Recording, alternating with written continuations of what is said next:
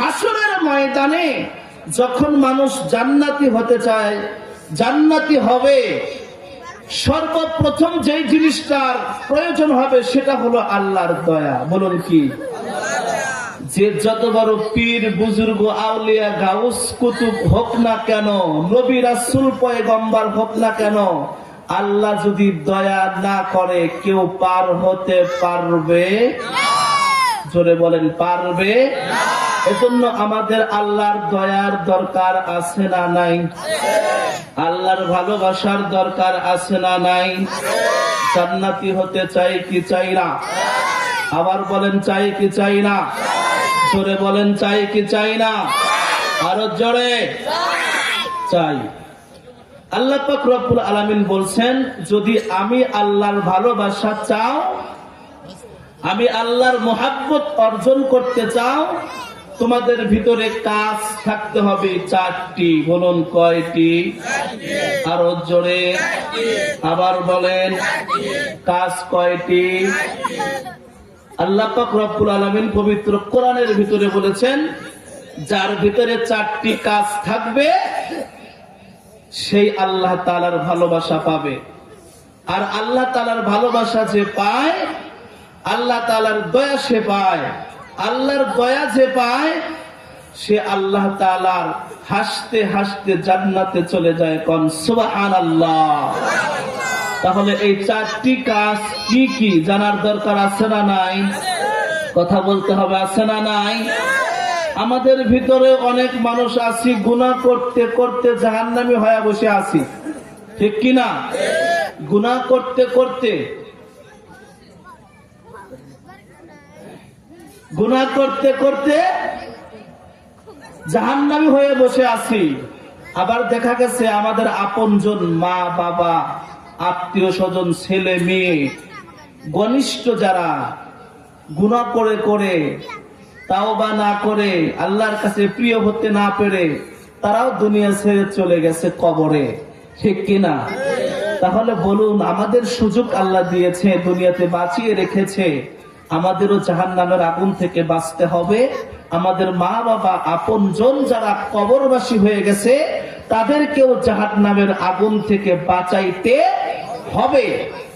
আমরা কিভাবে বাঁচবো আর তাদেরকে কিভাবে জাহান্নামের আগুন থেকে বাঁচাবো? আল্লাহ তাআলা বলছেন, ইয়া আইয়ুহাল্লাযীনা আমানু কু আনফুসাকুম ওয়া আহলিকুম নারা।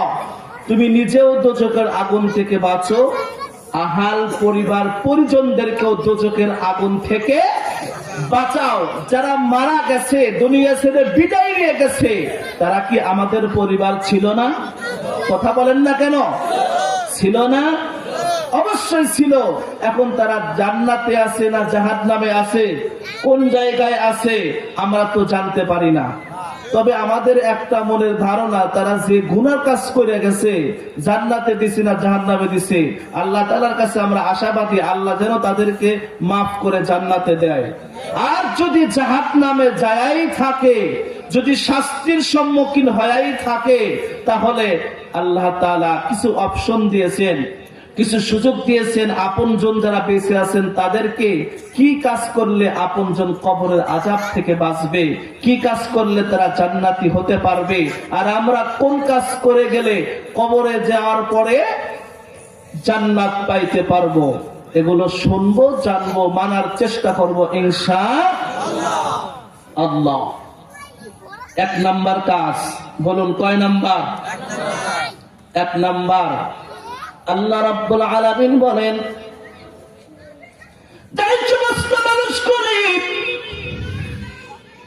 আমি আল্লাহ পাক রব্বুল আলামিনের মুহাব্বত পেতে চাই, আমি আল্লাহ পাক রব্বুল আলামিনের ভালোবাসা পেতে চাই। ওই বান্দাটা জানো, 1 থেকে নিয়ে শুরু করে 4টা পর্যন্ত কাজ করে ফেলে।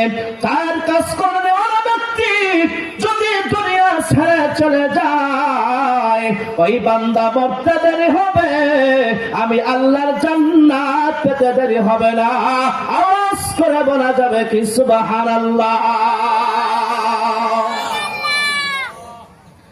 1 নাম্বার কাজ, আল্লাহ পাক রব্বুল আলামিন বলতেছেন, আল্লাযীনা ইউনফিকুনা ফিস সাররা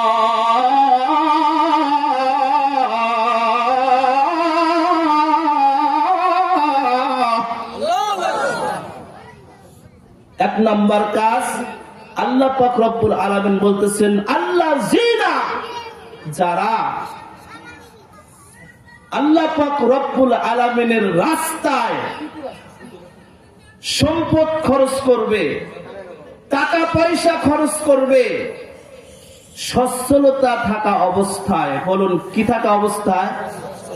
সচ্ছলতা বুঝেন কাকে বলে? আমার নিত্য প্রয়োজনীয় যত জিনিসের প্রয়োজন দরকার সকল কিছুই আমার আছে। যখন যা দরকার হচ্ছে প্রয়োজন বোধে আমি খরচ করতেছি, এগুলো সকল কিছু আমার কাছে আছে। এটাকে বলা হয় সচ্ছলতা অবস্থা। কি অবস্থা? সচ্ছলতা অবস্থা। কারণ হলো যে সচ্ছলতা অবস্থায় দান করলো মহান রবের রাস্তায়, যখন সে অচল হয়ে যাবে, যখন সে দুর্বল হয়ে পড়বে, এই সচ্ছলতা অবস্থায় দেওয়ার কারণে ওই দুর্বল হওয়ার সময় আল্লাহ এই সচ্ছলতা অবস্থার সময়ের নেক তার আমলনামায় লিখে দেওয়া হবে। আল্লাহ পাক রব্বুল আলামিন দ্বিতীয় নাম্বার বলেছেন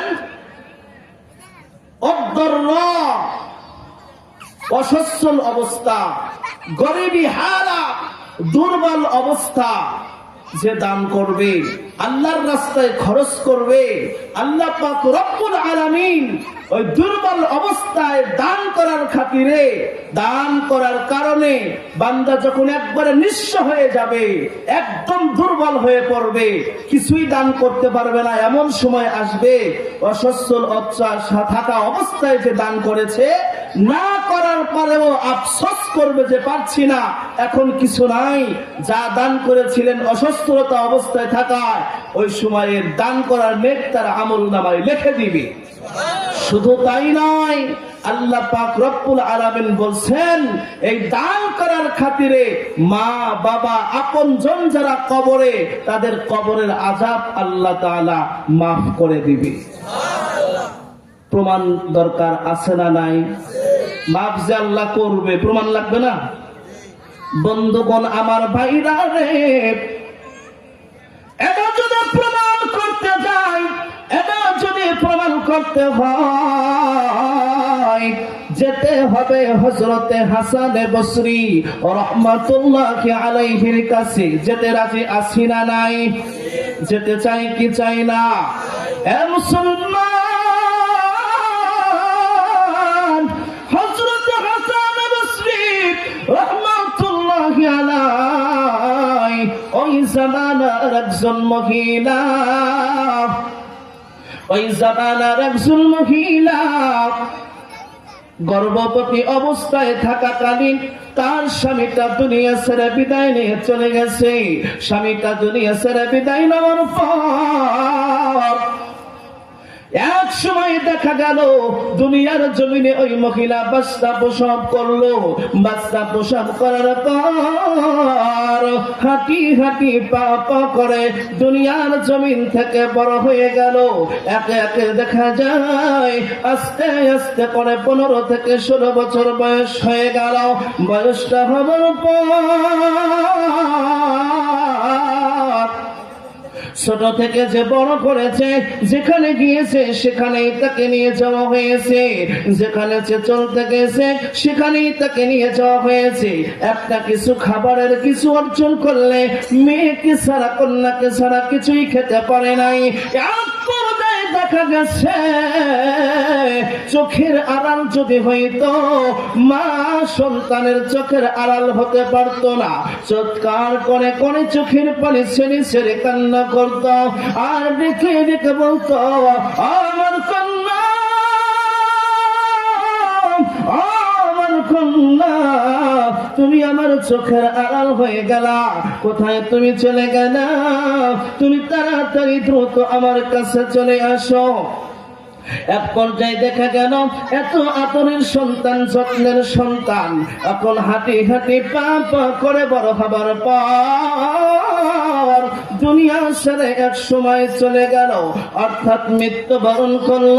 মৃত্যুবরণ করার পর চোখের পানি মার কখনোই সরে না, একধারে চোখের পানি পড়ছে আর চিৎকার করে করে কান্না করতেছে, হায় রে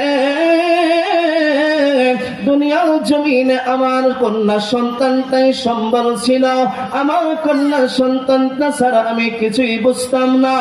এক পর্যায়ে আমার সন্তানটাও দুনিয়া ছেড়ে বিদায় দিয়ে চলে গেল। আমি এখন কাকে নিয়ে জীবন যাপন করব, কাকে নিয়ে আমি জীবন সংসারটা করব? আমার তো এখন কেউ নাই। এক পর্যায়ে ওই মাদানের অন্তরের ভিতরে কৌতূহল জাগলো, আমার কন্যা সন্তানটা কবরের ভিতরে কেমন আছে দেখার দরকার। কারণ দুনিয়াতে একটা কিছুর আঘাত পাইলে, কষ্ট পাইলে আমি মা সহ্য করতে পারি নাই। আমার মেয়েটা কবরের ভিতরে কেমন অবস্থায় আছে এটা জানার দরকার। মা হাঁটি হাঁটি পা পা করে রাস্তায় চলে গেলেন। আলেম পাইলে জিজ্ঞেস করতেছেন, হুজুর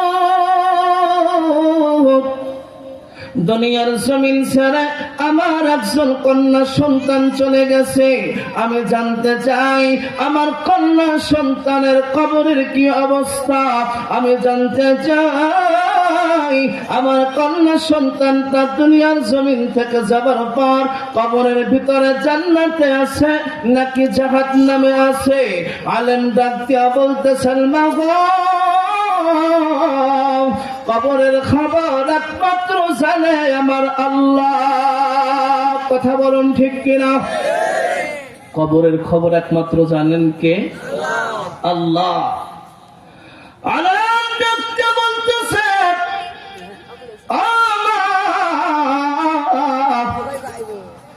কবরের খবর আমি আলেম বলতে পারবো না,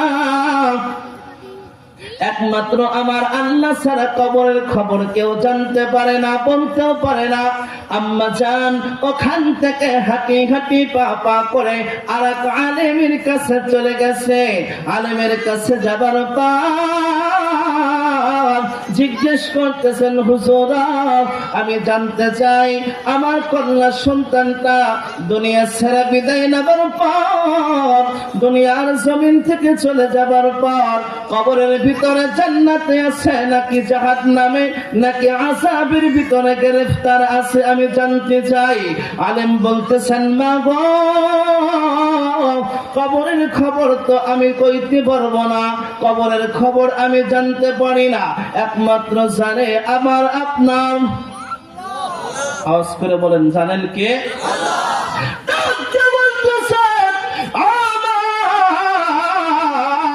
আমার কাছে কবরের খবর নাই, আমি কবরের খবর বলতে পারবো না, আমার কাছ থেকে তুমি দূরে সরে যাও। এখন ডাক্তার বলতেছে আরেকজন আলেমের কাছে আমি যাব, আরেকজন আলেমকে জিজ্ঞেস করব। আলেমকে পাইলে আলেমকে জিজ্ঞেস করতেছেন, হুজুর আমি জানতে চাই আমার মেয়ের কবরের অবস্থা, আমি জানতে চাই আমার মেয়ের কবরের খবরটা। ডাক্তার বলতেছেন, তোমার মেয়ের কবরের খবর আমি বলতে পারবো না, কবরের খবর তো আমি জানি না, কবরের খবর জানে একজন। আওয়াজ করে বলুন তিনি কে? তখন বুড়ি মহিলাটা চিন্তা করলো, কি করি, কে হয়তো কোনো খবর বলতে পারে না। বুড়ি মহিলা জিজ্ঞেস করতেছেন, বাবা গো তাহলে একটা বুদ্ধি দাও, পরামর্শ দাও, কি কাজ করতে পারলে আমার মেয়ের কবরের খবরটা আমি জানতে পারবো, বুঝতে পারবো। হুজুর মাকে ডাক দিয়া বলতেছেন, মা গো কবরের খবর জানার মতন কোন আমল আমি বলে দিতে পারবো না, কোন টেকনিক আমি বলে দিতে পারবো না। তবে এই জামানার একজন আল্লাহওয়ালা বুজুর্গ আছে, তার নাম হলাম হযরত হাসান বসরি রাহমাতুল্লাহি আলাইহি। ওনার কাছে তুমি জিজ্ঞেস করতে পারো, হয়তো সে বলে দিতে পারে আপনার মেয়ের কবরের খবর জানার কোন আমল জানা বলা যাবে কি? মারহাবা। আর আওয়াজ করে বলুন মারহাবা।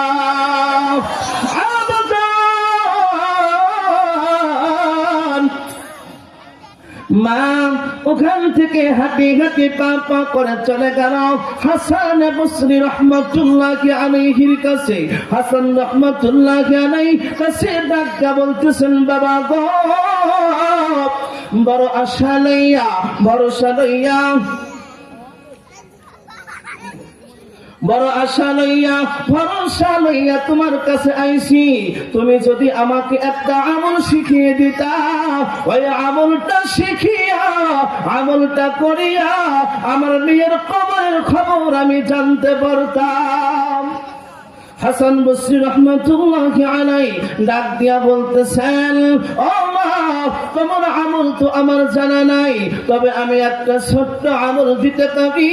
ওই আমলটা যদি তুমি করতে পারো, আল্লাহ চাহে তো তোমার মেয়ের কবরের খবর জানতে পারবা। আওয়াজ করে বলা যাবে কি? মারহাবা। হাসান বসরি রাহমাতুল্লাহি আলাইহি জিজ্ঞেস করলেন, মা গো, তুমি কি নামাজ পড়নি? কি করনি? নামাজ কি পড়ো? মা জিজ্ঞেস করতেছেন হাসান বসরিকে, হুজুর আপনি কি বলতেছেন এ কথা? নামাজ পড়বো না কেন? নামাজ না পড়লে তো মুসলমান হওয়া যায় না। কথা কয় না? নামাজ না পড়লে কি হওয়া যায় না? মুসলমান হওয়া যায় না। আর আপনারা কইতেছেন যে নামাজ পড়ি না। অবশ্যই পড়ি, তবে তোমাকে একটা আমল আমি শিখিয়ে দেই, যে আমল করলে তোমার মেয়ের কবরের খবর তুমি জানতে পারবে। কি আমল? সুন্দর করে ওযু বানাইবা। ওযু বানানোর পর দুই রাকাত করে 4 রাকাত নামাজ আদায় করবা। কয় রাকাত? 4 রাকাত।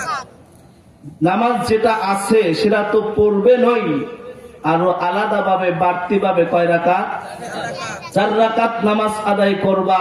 প্রত্যেক রাকাতে তুমি সূরাতুত তাকাসুর পড়বা। কি সূর? সূরাতুত তাকাসুর পড়বা। মা ওখান থেকে আমলটা লইয়া চলে আসলেন। দুই রাকাত করে 4 রাকাত নামাজ যখন পড়লেন, 4 রাকাত নামাজ পড়িয়া পাক পবিত্র বিছানায় দুরূদ শরীফ পড়তে পড়তে ঘুমাইয়া গেলেন।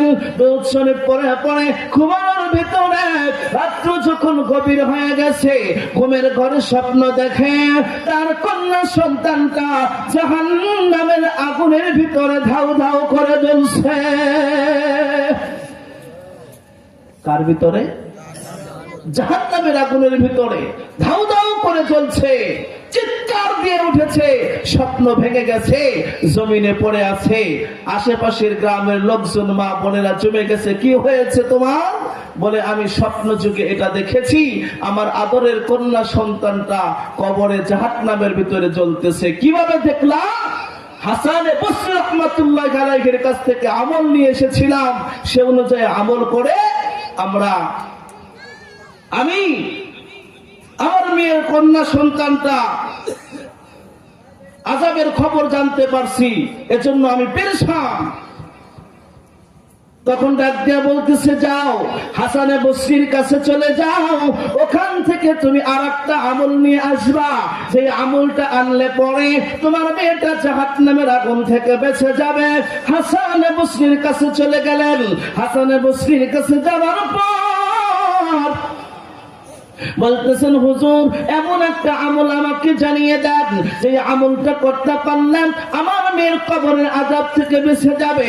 তখন ডাক দিয়া বলতেছেন, মা গো, তোমার বাড়িতে এমন কিছু আসেনি, তোমার কাছে হাতে টাকা পয়সা সম্পত্তি, তোমার বাড়িতে আসবাবপত্র এমন কিছু আসেনি যেগুলো তুমি আল্লাহর রাস্তায় দান করতে পারো।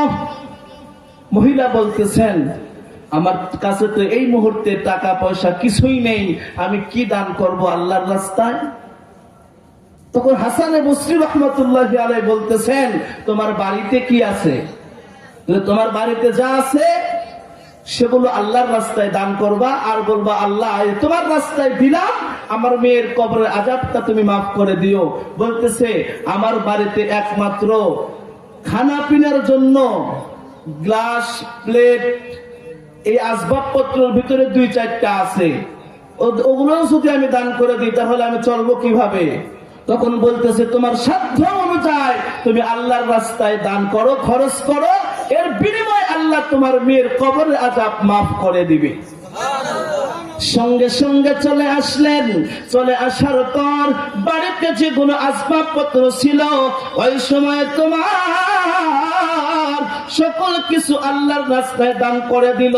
আল্লাহর রাস্তায় দান করার পর আল্লাহ পাক রব্বুল আলামিনের ইশারায় ওই মহিলাটি রাত্রেবেলা ঘুমায়।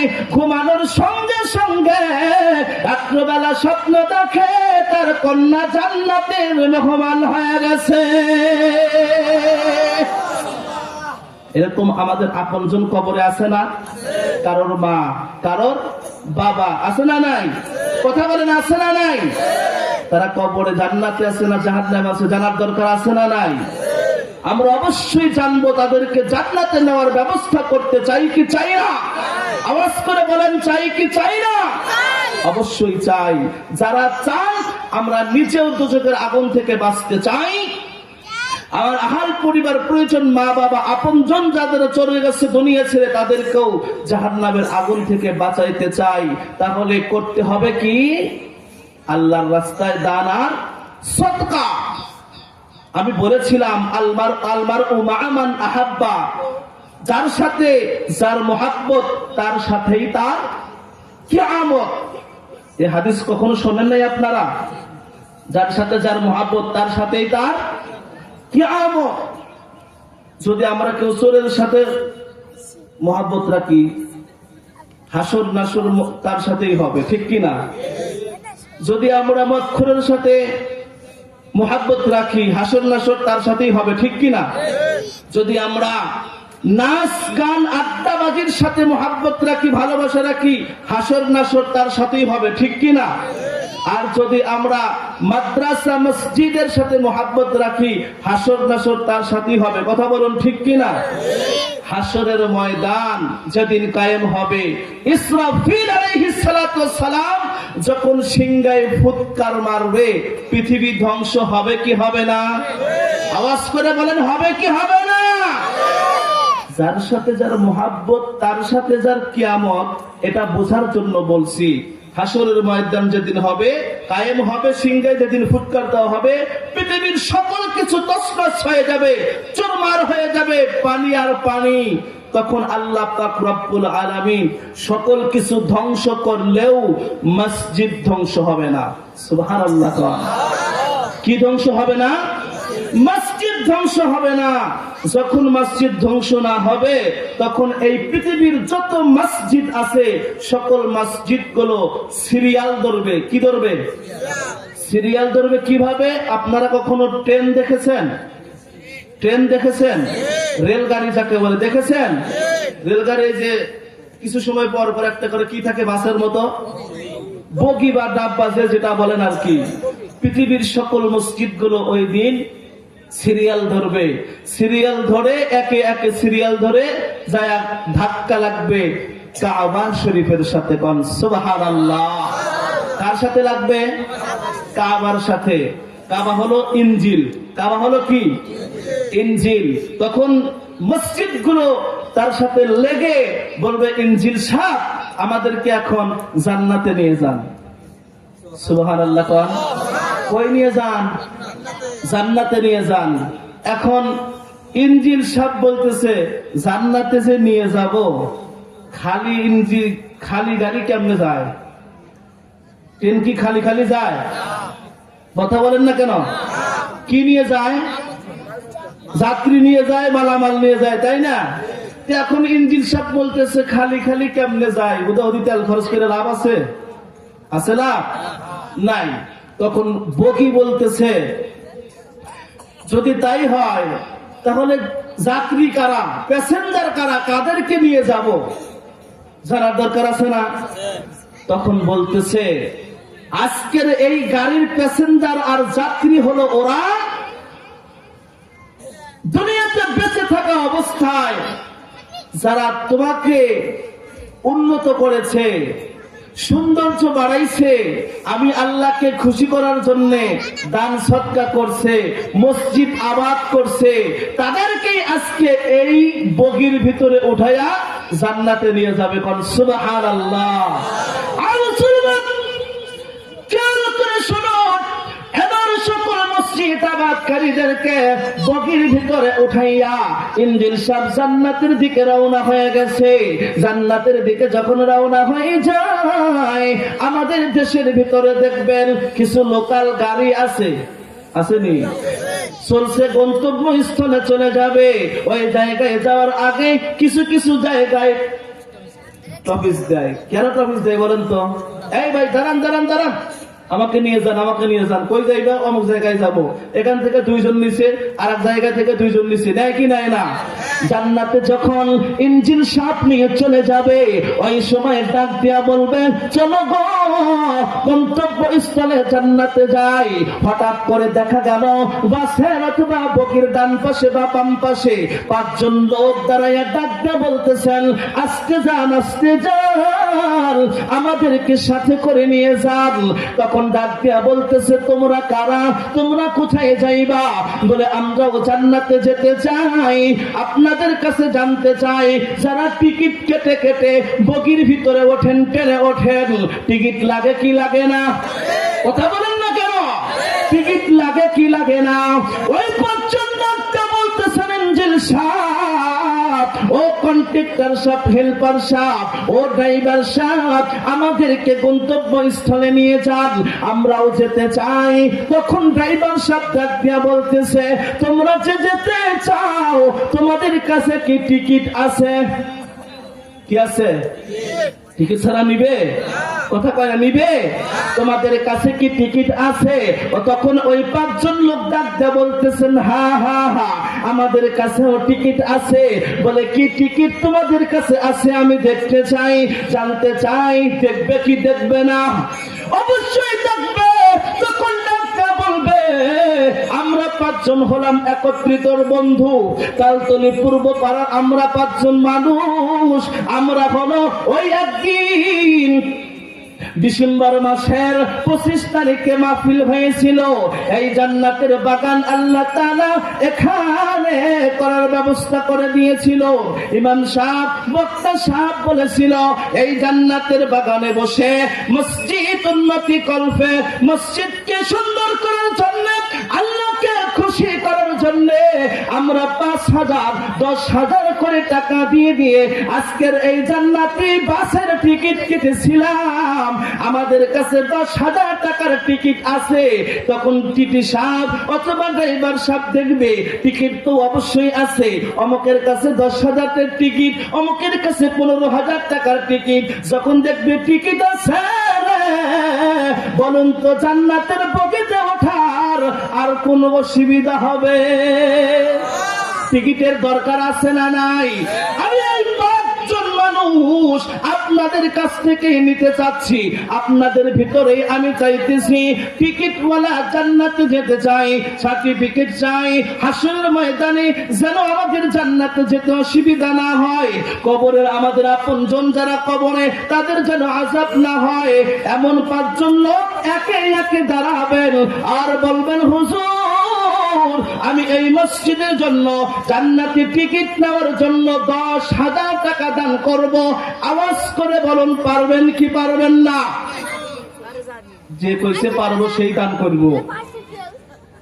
একটু হাত উঠা বলেন যে হুজুর আমি জান্নাতের টিকিট নেওয়ার জন্য ওই দিন যেন আমাকে রেখে ওরা জান্নাতে না যায়, আমাকে নিয়ে যেন যায়, টিকিট দেখে যেন আমাকে ওই বগির ভিতরে উঠায়। এমন মানুষ 5 জন চাইছি, একজন করে দাঁড়ান হুজুর আমি 10,000 টাকা